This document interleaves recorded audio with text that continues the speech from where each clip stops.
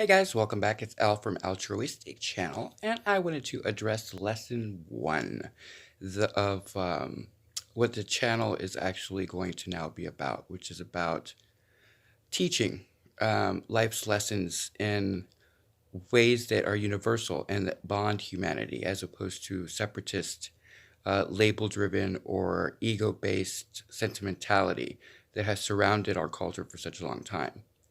And basically, at the end of the day, what I've learned um, as I ascended the everyday bullshit that we encounter daily was that we have been conditioned to believe in limiting stances, and that we can only get to a certain degree without reaching the top of a box, right?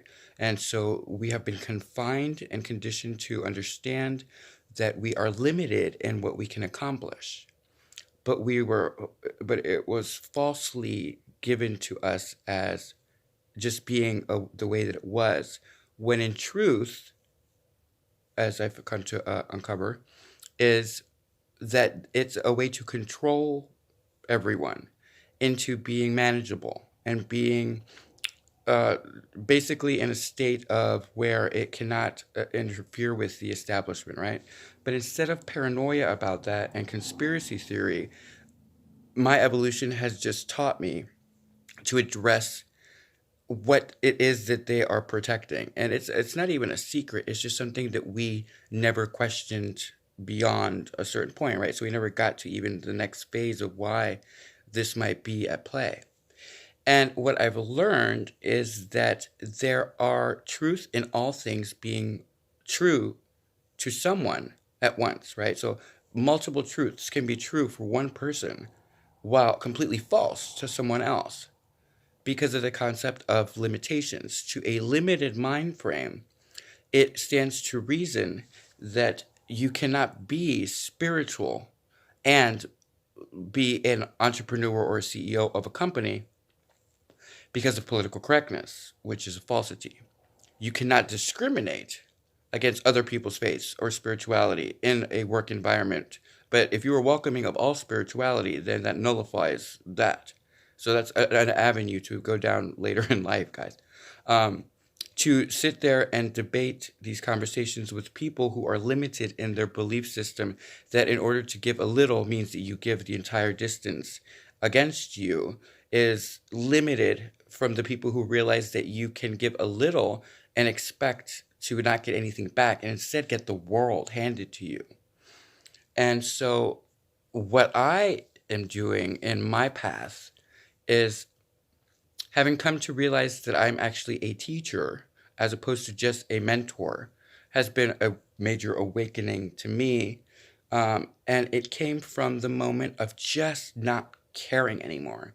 So much negativity bombarded on me, so much belief systems that I can't sit there and be Catholic, and I cannot be atheist, and I have to be a scientist, and I don't have to be a fucking thing ever to any of you. None of you are responsible for my life. And that is the secret to where you're going to expand your life forward.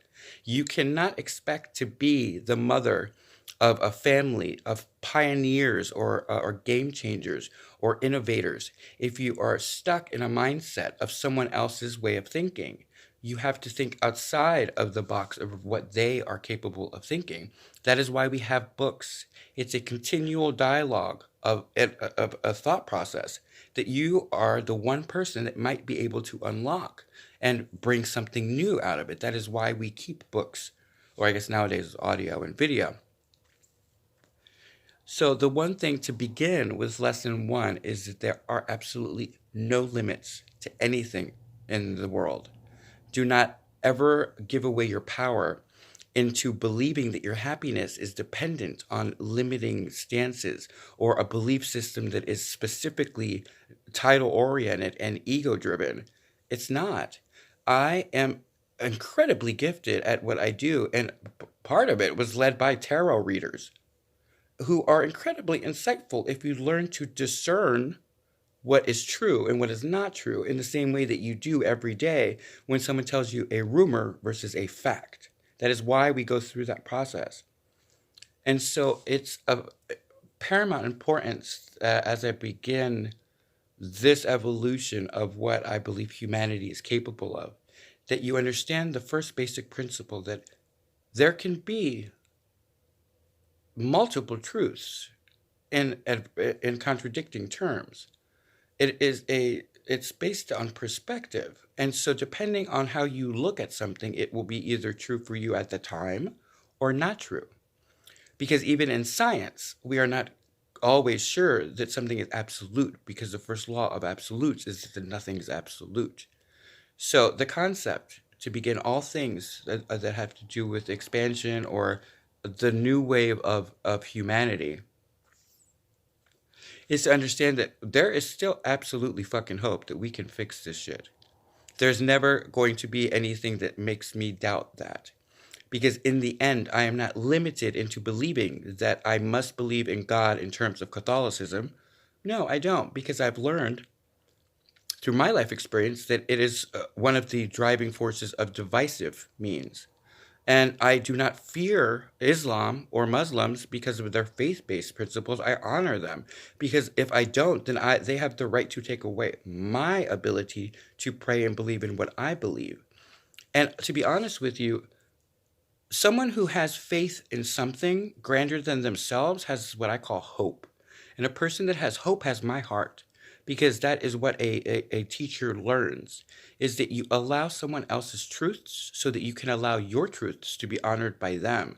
It's not like you get to rule the world because you believe something and so everybody else is wrong. That's where you are then being controlled by the powers that be, that are unfortunately utilizing scare tactics and manipulation to control your behavior, and in that way are vilifying the belief in God that you have. It's not blasphemous to question why God would want to be name oriented when he is all knowing and has created all things, or she, whoever you believe in. Why are you limiting yourself on someone who's unlimited?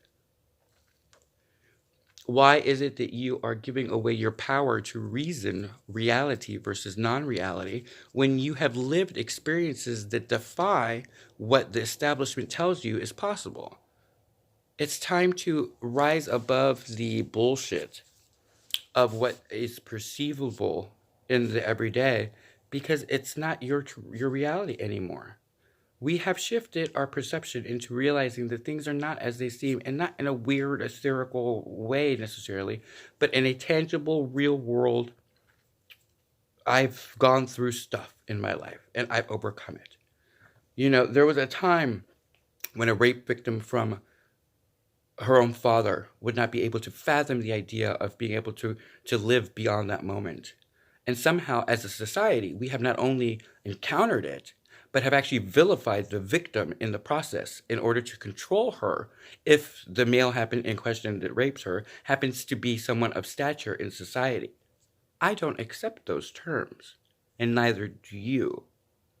So lesson one is to understand that there are multiple ways to arrive at the right answer. It is not up to you as a person to gauge or to make judgment on how someone arrived at the correct answer. It's about you honoring the fact that they did the work, and as a teacher, you check the work. And if it sounds reasonable and it makes sense to them and it can make sense to you, then maybe there's some truth to that, and honor them and letting them choose that path. That is the only way that we're going to change the outcome of where we're going. And here's where we're at. Lesson one.